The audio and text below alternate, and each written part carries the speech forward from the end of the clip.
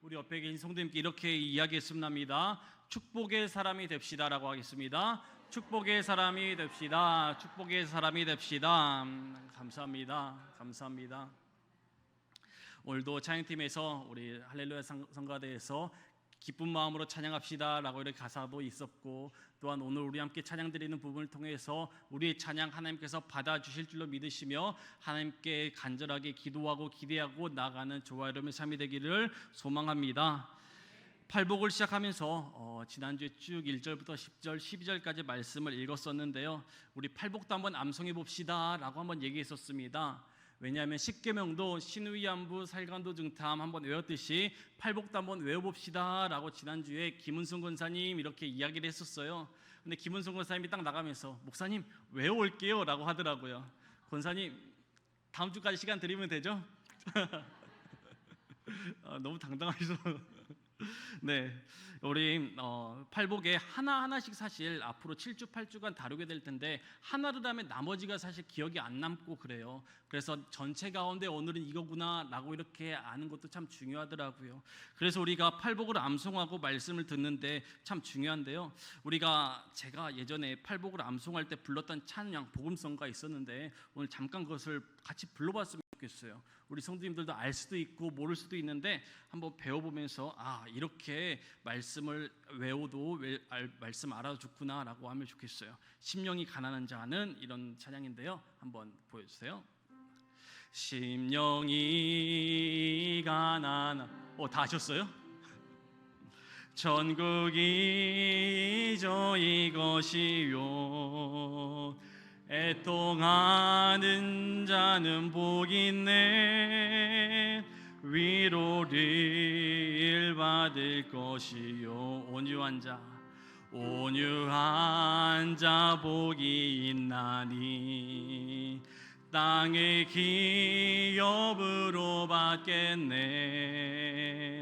의에 줄이고 목마른 자는 저희 배부를 것이요 긍휼히 여기는 자는 긍휼히 여김 받겠네 마음이 정결한 자는 하나님을 볼 것이요 화평케 하는 자는 하나님의 아들이라 일컫네 의를 위하여 핍박받는 자 천국이 저희 것이라 내게도 주소서 내가 복을 받기 원하네 오 내 주여 주소서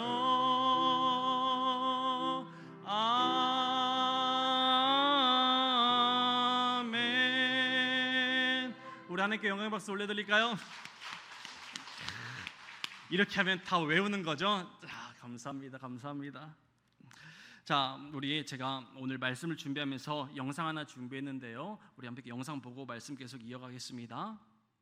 영상에 보면 이 복에 대해서 이 두 가지를 이야기하고 있습니다.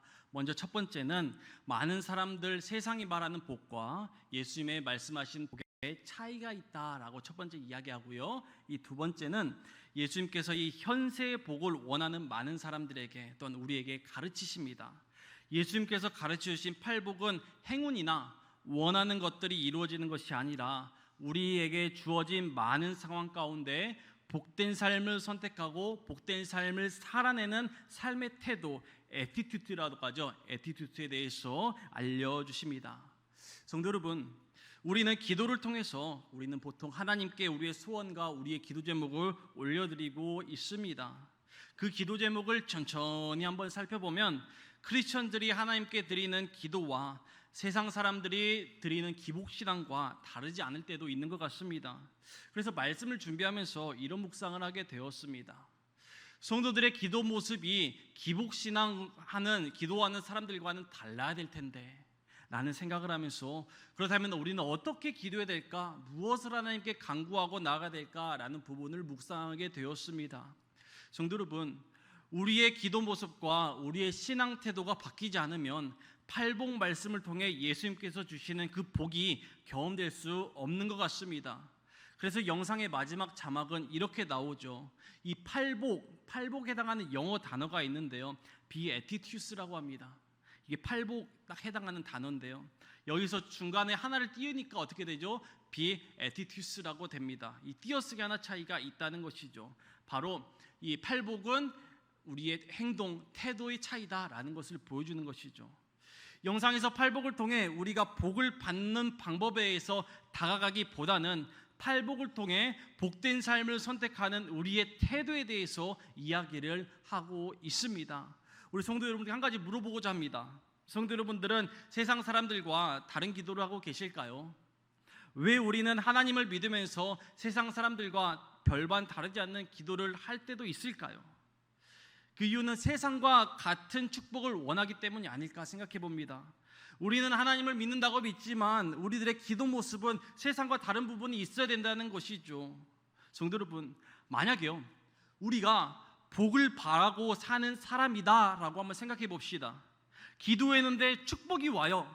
그러면 감사하죠. 땡큐죠. 그러나 축복을 받지 못하면 어떻게 될까요? 실망하겠죠, 낙담하겠죠, 원망하겠죠. 왜? 복을 바라고 살아가기 때문입니다.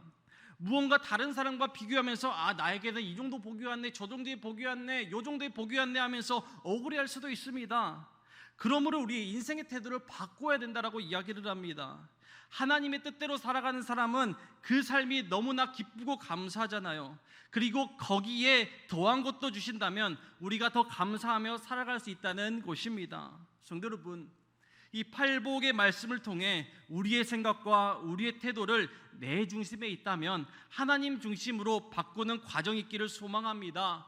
더불어서 내가 원하는 어떤 축복의 통로, 축복도 기도도 중요하지만 하나님과 함께하는 그 기도, 또한 하나님께서 이끄심에 그 이끌림 받으려 나아가는 그 기도도 우리에게 더 큰 축복으로 다가오리라 저는 믿습니다. 그래서 저는 소망합니다. 이 팔복 말씀을 붙잡고 하나님의 말씀대로 하나님의 뜻대로 나아가는 성도 여러분들을 향한 하나님께 주시는 축복이 저와 여러분 가운데 있게 되기를 소망합니다. 그러므로 세상의 복이 아니라 하나님께서 주시는 참된 복을 얻고 누리는 복된 가정, 복된 주님의 자녀들이 되기를 주님의 이름으로 축원드립니다. 우리 지난번 팔복에 대한 오리엔테이션 같은 설교를 마쳤습니다. 앞으로 진행되는 팔복 설교를 쭉 할 텐데 계속해서 생각을 바꾸는 우리의 태도에 대한 말씀을 좀 전하고자 합니다. 말씀을 준비하다 보니까 팔복의 태도로 살아간 많은 사람들의 이야기를 좀 찾을 수 있었습니다. 혹시 들어보셨을까요? 손양원 목사님이라고요. 여수 애양원에 가면, 여수공항 뒤쪽에 가면 애양원이 있는데요, 그곳에 손양원 목사님 아시는 분 아실 거예요. 그리고 또 제가 은혜 받았던 이 분이 있었는데 작년에 우리 교회에서 동작지방 국내 성지순례로 다녀오신 분들도 좀 있을 거예요. 그때 중도의 문준경 선교사님, 저도 가봤는데 거기서 듣고 또 볼 때 얼마나 은혜가 되었던지 모릅니다. 앞으로 팔복의 말씀 계속해서 진행할 텐데 팔복의 사람, 그분들은 어떻게 살아왔는지에 대해서 이 말씀도 함께 준비할 테니까 기대하는 말씀으로, 기대하는 마음으로 함께 예배 드리시기를 소망합니다. 오늘의 첫 번째 페이지, 바로 심령이 가난한 자, 이 마음이 가난한 자에 대한 말씀을 나누겠습니다. 오늘 본문 3절의 말씀 우리 함께 읽겠습니다. 3절입니다. 심령이 가난한 자는 복이 있나니 천국이 그들의 것임이요. 아멘. 오늘 말씀 보여주세요. 자, 심령이 가난한 자는 뭐가 있다고요? 복이 있다라고 합니다. 성도 여러분, 행복의 기준이 가난이 될 수가 있을까요?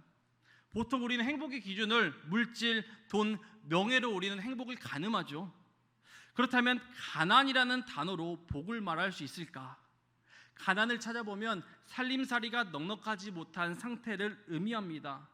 있어야 될 것이 없는 것을 바로 가난이라고 하죠. 심령이 가난한 자는 복이 있다. 더불어 기독교인뿐만 아니라 많은 사람들도요, 복을 어떻게 생각하느냐, 가득 차고 넘쳐야 된다라고 생각을 합니다.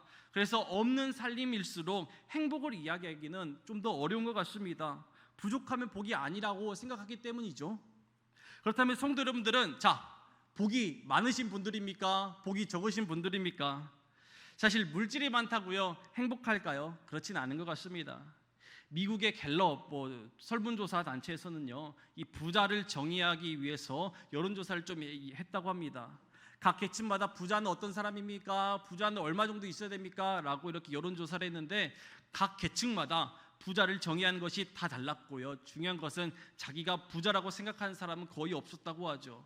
그리고 돈이 많을수록 기부를 많이 하는가도 조사를 했대요.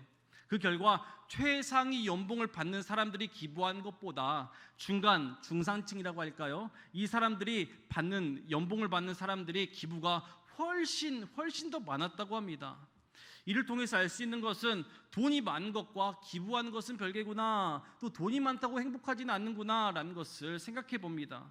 그래서 세계에서 가장 행복한 나라의 순위를 보면 다 아시는 것처럼 제일 행복한 나라 어디입니까? 제일 가난한 나라죠.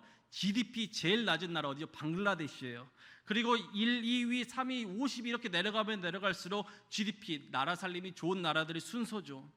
즉 나라 살림이 좋다고 다 행복하지 않다라는 것을 우리는 대부분 알게 됩니다. 성도 여러분, 이처럼 물질이 많다고, 돈이 많다고, 그럼 많으면 많을수록 우리의 삶 또한 행복하지는 않는 것 같습니다. 그렇다면 예수님께서는 이 산상순 산에서 제자들 향해 처음 말씀하시는 그 순간 첫 단어가요, 이 가난이란 단어였습니다. 그렇다면 왜 예수님께서 가난을 통해서 이 주제를 말씀하셨을까요? 여기에서 말하는 가난은요, 우리가 방금까지 다뤄왔던 물질적인 가난을 의미하는 것은 아닙니다. 오늘 본문 5장 3절의 말씀을 이 공공번역 성경으로 다시 한번 더 읽겠습니다. 우리 같이 읽을까요? 마음이 가난한 사람은 행복하다. 아멘. 물질적인 가난이 아니라 이 마음이 가난하다, 마음을 또 의미를 하죠. 더불어 영적으로 가난한 사람을 의미하기도 합니다. 오늘 본문은 가난한 자가 복이 있다고 이야기하죠. 성경에서도요, 마음이 가난한 자, 심령이 가난한 자를 하나님께서 더욱더 살펴보시고 구원하신다는 말씀도 있습니다. 시편 34편 18절을 보게 되면 여호와는 마음이 상한 자를 가까이 하신다. 51편 17절을 보게 되면 하나님께서 구하시는 제사는 상한 심령이라. 이사야서 66장 2절을 보게 되면 무릇 마음이 가난하고 심령이 통회한 자를 내가 돌보겠다라고 이렇게 말씀하십니다. 성도 여러분, 가난한 자가 복이 있다라고 했는데 이 가난이 복이 되려면 어떻게 해야 될까라는 대목에서 사도 바울의 고백을 하나 인용하고자 합니다. 고린도후서 12장 10절의 말씀입니다. 그러므로 내가 그리스도를 위하여 약한 것들과 능욕과 궁핍과 박해와 곤고를 기뻐하노니 이는 내가 약한 그때 강함이라 라는 말씀 많이 들어보셨죠? 이는 내가 약한 그때 강함이라. 강함을 주시는 하나님, 약할 때 강함 되신 하나님, 그 찬양이 있는 것처럼요. 이 말씀을 들으면요, 누군가 이렇게 생각할 수 있습니다. 약한 곳이 자랑인가? 가난한 곳이 자랑인가? 라고 생각할 수 있습니다. 누군가를 위하여 능욕, 궁핍, 박해, 공고, 기뻐하는 것도 자랑이냐라고 할 수 있지만 사실 자랑거리가 아니죠. 그러나 바울이 이렇게 고백할 수 있었던 것은 예수 그리스도를 위한 일들로 인해 자신이 자랑할 만한 것을 얻게 되었다라는 의미입니다. 그러므로 약할 때 강함이 되었고 가난할 때 부하게 되었다, 주님께서 이끌어 주셨다는 것이 바로 바울의 고백이기도 합니다. 성도 여러분, 가난 자체는 복이 아닙니다. 가난이 복이 되어서 계속해서 가난하면 복이 당연히 안 되죠. 그러나 가난한 마음으로 인해서 새로운 어떤 것을 얻게 된다면 그 가난한 마음이 복이 아닐까 생각합니다. 가난으로 인해 내가 여기에 머무르는 게 아니라 그 가난한 마음으로 한 계단 더 올라서서 보니 그 전에는 보이지 않았던 것들이 보여지고 그 전에 보이는 데까지 올라갔다면 그 가난 역시 복이 나는 의미이죠. 혹시 이 사진 한번 보셨을까요? 사진 보여주세요. 네, 이 사진이요, 기도하면 많이 사파되었던 그림이죠. 이 사진에 유래가 하나 있더라고요.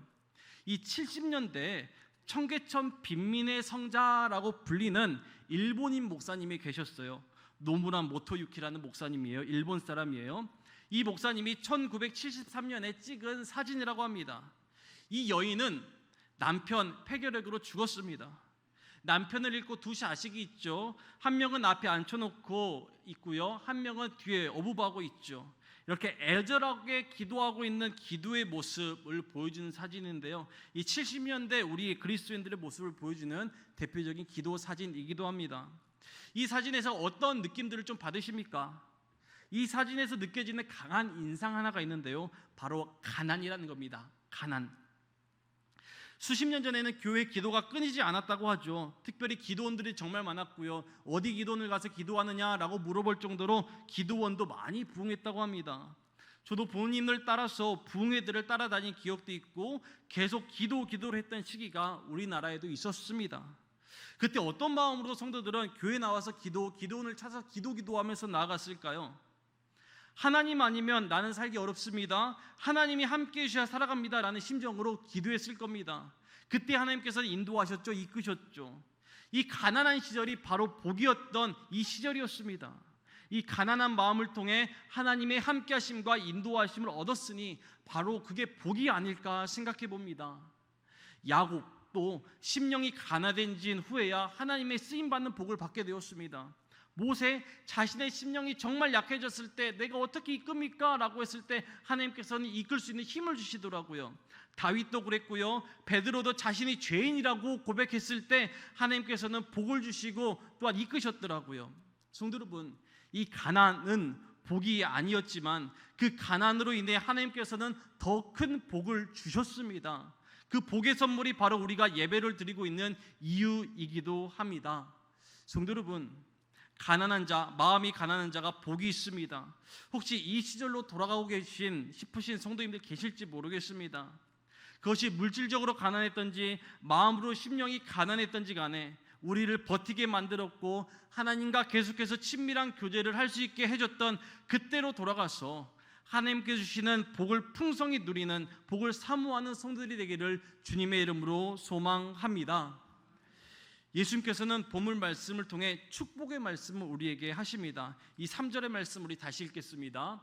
심령이 가난한 자는 복이 있나니 천국이 그들의 것임이요. 예수님께서는 저에게 이렇게 물어보고 있는 것 같습니다. 너의 삶은 무엇으로 채우고 있니?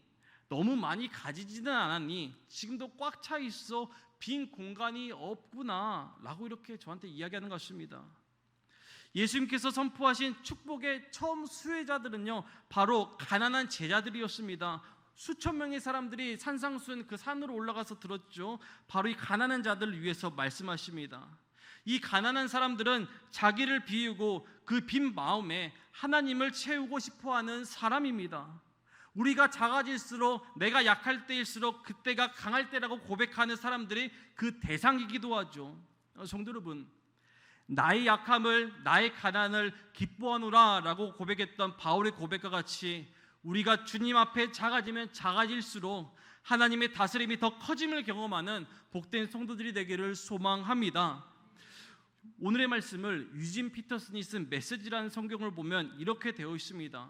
심령이 가난한 자는 복이 있나니 천국이 그들의 것이며를 이렇게 이야기를 합니다. 벼랑 끝에 서 있는 너희는 복이 있다. 너희가 작아질수록 하나님과 그분의 다스리심이 커진다라고 합니다. 참 귀한 말씀인 것 같습니다. 벼랑 끝에 서 있는 너희는 복이 있다. 너희가 작아질수록 그분의 다스리심이 커진다라는 것이죠. 오늘 혹시 우리 가운데 내 인생의 벼랑 가운데 서 있습니다라고 느끼시는 성도님들이 계실지 모르겠습니다. 주님께서는 말씀하십니다. 내가 복되다. 내가 벼랑 끝에서 커짐으로 내가 너와 함께하겠다, 다스리겠다, 복되다 라고 이렇게 말씀하십니다.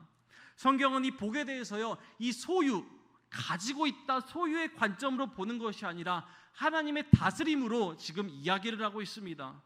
한마디로 우리의 가난하고 부하고는 물질이 중요한 것이 아니라 하나님의 다스림으로 사는 것을 이야기하는 것이죠. 또한 하나님의 다스림을 믿는 마음으로 살아가야 된다고 이야기를 합니다. 이러한 태도가 되어야 된다고 이야기를 하죠. 성도 여러분, 말씀을 준비하다 보니 성경이 우리에게 이야기하는 이 복은 무엇일까? 우리가 소유하며 더 큰 소유를 갈망하는 부분인가? 그건 아니더라고요. 우리에게는 가지고 있는 것들이 때로는 적을지라도 하나님의 다스림으로 함께 살아간다면 그것이 복이다, 그것이 복의 근원이다, 복의 통로다라고 말씀하고 있습니다. 중요한 것은 우리가 하나님의 다스림을 받을 마음이 있는가, 받을 갈망이 있는가, 열심과 열정이 있느냐더라고요. 성도 여러분, 심령이 가난한 자로, 마음이 가난한 자로 하나님 앞에 서는 것, 마음이 가난한 자로 하나님의 다스림을 받는 것이 복임을 깨달아 아는 저와 여러분이 되기를 소망합니다. 또한 하나님의 다스림을 받기를 우리가 갈망하기 원합니다. 소유, 가지고 있는 것에 목적을 두다 보면요, 하나님보다 때로는 내가, 자신이 먼저가 될 때가 있는 것 같습니다. 그러나 내가 하나님의 다스림 가운데 살아가고 있구나, 나에게 주신 것도 청지기 정신처럼 하나님이 주신 걸 내가 사용하고 있구나라는 것을 우리 삶의 목적이라면, 그러한 태도로 우리 삶을 바꾸기 원한다면 우리는 복 있는 사람입니다. 복 받은 사람입니다. 천국이 우리들의 것인 줄 믿습니다. 한 가지 우리 말씀을 우리 이 시간 함께 읽었으면 합니다. 화면 보시고 같이 읽어볼까요? 시작.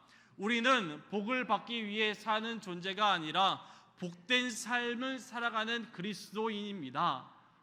복을 받기 위해 사는 존재가 아니라 복된 삶을 살아가는 그리스도인입니다. 성도 여러분, 믿으십니까?